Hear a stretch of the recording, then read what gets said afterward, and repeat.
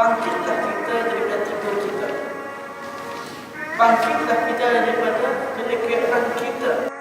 Jangan kita ingat Rasulullah pada ketika Rabiul Awal sahaja, tapi ingatlah Rasulullah SAW di mana-mana, di mana-mana, di mana-mana.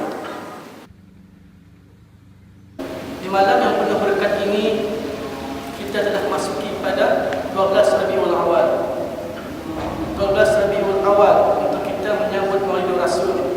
Siapa dia Rasul? Rasul itu banyak, tetapi satu sahaja Rasul penghulunya, yaitu Rasulullah SAW. Walau hakikatnya pada malam ini di masjid-masjid negara kita telah menyambut Maulid Rasul sebagai penutup zikir ataupun majlis penutup aktiviti bagi menyambut Maulid Rasul. Saya harapkan bukanlah kita tutup hati kita untuk Rasulullah SAW pada malam ini. Kalau seandainya hari ini negara kita menyambut untuk penutup zikir, kita ubah konsep jangan tutup hati kita Rasulullah. Teruskan bersemangat Rasulullah dalam hati kita.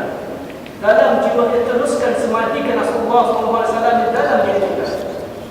Kenapa?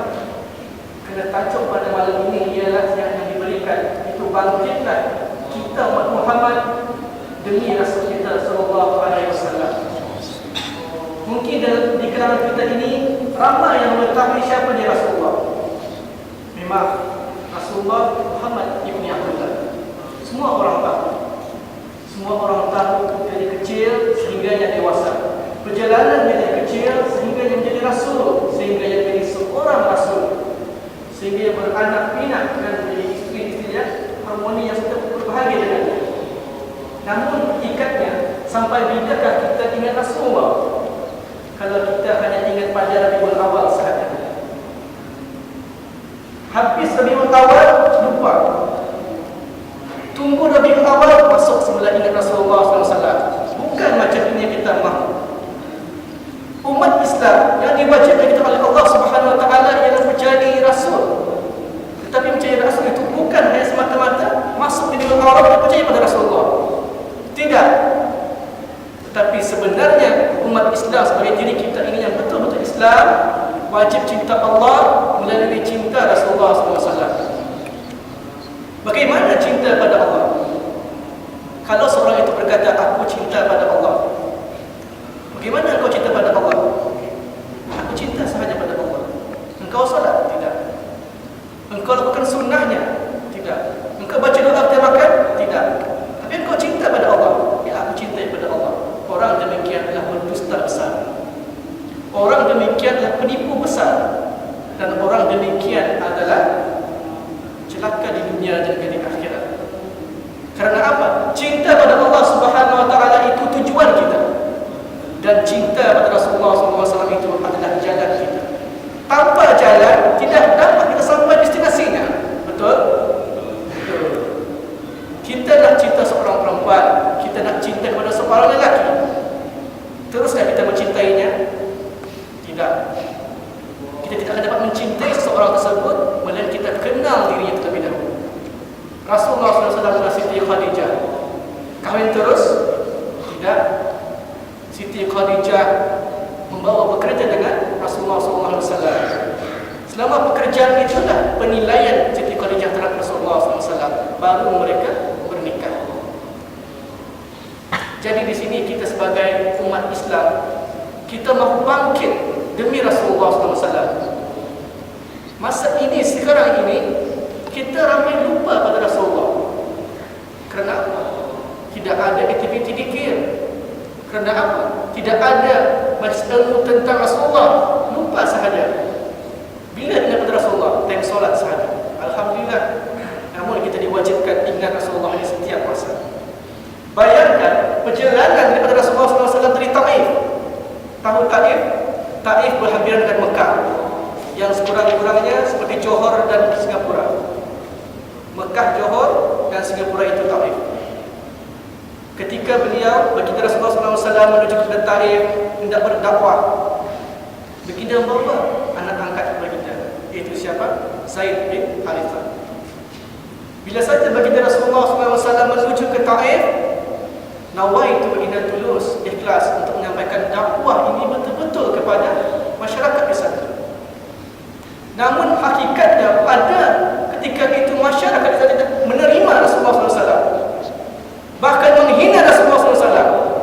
Masuk saja kampung Taif, dihumban dengan tahiyat kepada Rasulullah SAW, dihumban dengan batu kepada Rasulullah SAW, sehingga kan berlumuran darah Rasulullah SAW ke arah basah janggut pipi Rasulullah dan menitis kepada kaki baginda.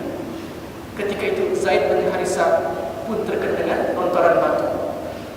Bayangkan perjalanan jauhnya Rasulullah dari Mekah kepada Taif, kemudian Taif, lepas Taif ke bandaraya Taif itu barulah berhenti lontaran.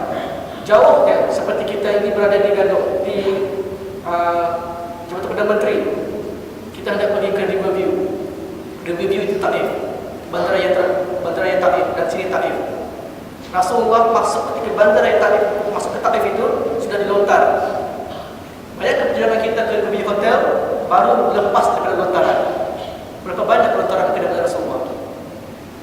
Berapa lebat darah yang mengalir dari Rasulullah SAW. Kalau kita agaknya berjalan sedemikian, pastinya terkena ribuan batu pada muka kita. Bayangkan Rasulullah SAW ketika itu hanya Zaid bin Harithah sahaja dan Rasulullah. Mampukah menghalang batu tersebut? Tidak. Kena ramai yang melontar pada Rasulullah. Jadi apakah rasa kita apabila kita dapat membalas jasa Rasulullah SAW? Kalau hari ini kita masih tidur kepada Rasulullah SAW, kalau hari ini kita masih leka ingat kepada Rasulullah SAW, bayangkan jasa baginda hanya menyampaikan dakwah, hanya untuk kebahagiaan kita yang kita nikmati sekarang. Ini dia insan kita sebagaimana kita sini hanya senang lenang sahaja, tahu menerima kemudahan yang telah diberikan oleh Rasulullah. Sebenarnya tujuan kita itu adalah untuk menyambung sunnah, menyambung dakwahnya, gemilangkan Islam kembali. Tapi kini jawapannya tahu sendiri. Kita mengetahui jawapan itu sendiri. Siapa di atas dan siapa di bawah? Islam di atas atau Islam di bawah? Ni lupa pada Rasulullah. Ketika itu Rasulullah SAW berdoa kepada Allah Subhanahu Wa Taala. Apa doa Rasulullah? Saya ambil satu doanya panjang, dan saya bersatu saya doanya. Dia berdoa kepada Allah Subhanahu Wa Taala.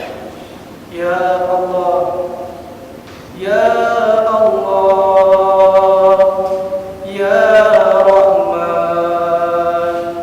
Ya Rahim. Ampuniku ya Allah, ku tidak pedulikan mereka itu, ku tidak pedulikan mereka itu, tapi aku pedulikan, aku takut murkamu kepadaku. Ini doa Rasulullah. Ini doa Rasulullah. Dia tidak pedulikan lontaran batu yang ada pada kakinya. Tidak pedulikan betapa lebatnya keluar darah daripada Rasulullah, yang hanya pedulikannya dakwahnya terus berjalan. Yang pedulikannya dakwahnya sampai ke Taif dan takut akan murka Allah. Kemudian turunlah malaikat ketika itu. Turun malaikat menemui Rasulullah. Ya Rasulullah sallallahu alaihi wasallam, Habibullah, berkasih Allah. Penduduk Taif memang keterlaluan kepadamu ya Rasulullah. Penduduk Taif memang melampau kepadamu ya Rasulullah. Apakah engkau benarkan aku Rasulullah untuk menghumban dengan gunung ke arah mereka? Apa jawab Rasulullah? Kata Rasulullah sallallahu alaihi wasallam, wahai malaikat, aku tidak mahu sedemikian rupa itu berlaku. Kata malaikat tadi, kenapa Rasulullah? Mereka begitu keterlaluan kepadamu ya Rasulullah. Jawab Rasulullah sallallahu alaihi wasallam, wahai malaikat, aku sedar bahawasanya mereka itu belum beriman. Aku sedar mereka itu belum tahu siapa aku. Dan aku sedar bahawasanya mereka belum mengetahui tentang Islam. Ini kata Rasulullah. Kata malaikat tadi, wahai Rasulullah, engkau betul-betul sama seperti kata Allah Subhanahu wa taala firman-Nya. Itu sifat Ar-Rahman Rasulullah, sifat Ar-Rahim Rasulullah, penyayang dan juga pengasih kepada umat. Bayangkan, yang Rasulullah SAW kasih itu belum Islam. Belum Islam. Kita yang sudah Islam ini, berapa jutaan kasih sayang yang Rasulullah bagi kepada kita? Mungkin lebih. Mungkin lebih Rasulullah bagi sayang kepada kita. Tetapi Rasulullah juga tidak pernah meninggalkan orang yang bukan Islam. Kerana apa? Rasulullah mengetahui mereka itulah umat Muhammad. Walaupun mereka itu Yahudi, Nasrani, tapi mereka berbeda tahu yang itu umat Muhammad SAW. Kerana dia umat Muhammad, Rasulullah teruskan berdakwah. Jadi bagaimanakah dengan kita sekarang? Bagaimana kita hendak membalas jasanya Rasulullah SAW? Bagaimana cara kita untuk mengagungkan Rasulullah SAW? Kalau semuanya Rasulullah kita ini kita abaikan macam itu saja. Ada seekor burung, burung yang membawa air di paruhnya, lalu menyiram ke atas Nabi Ibrahim yang terbakar. Jika itu di zaman Israiliyah dan zaman Nabi Ibrahim.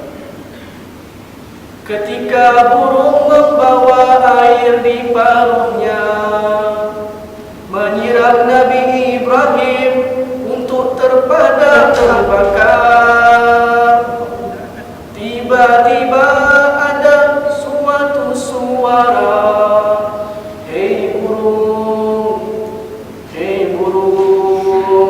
perbuatanmu ini sia-sia. Aku takut bukan api terpadam, tapi engkau yang terpadam. Ada suara begitu. Jadi apa kata burung? Hei suara, padam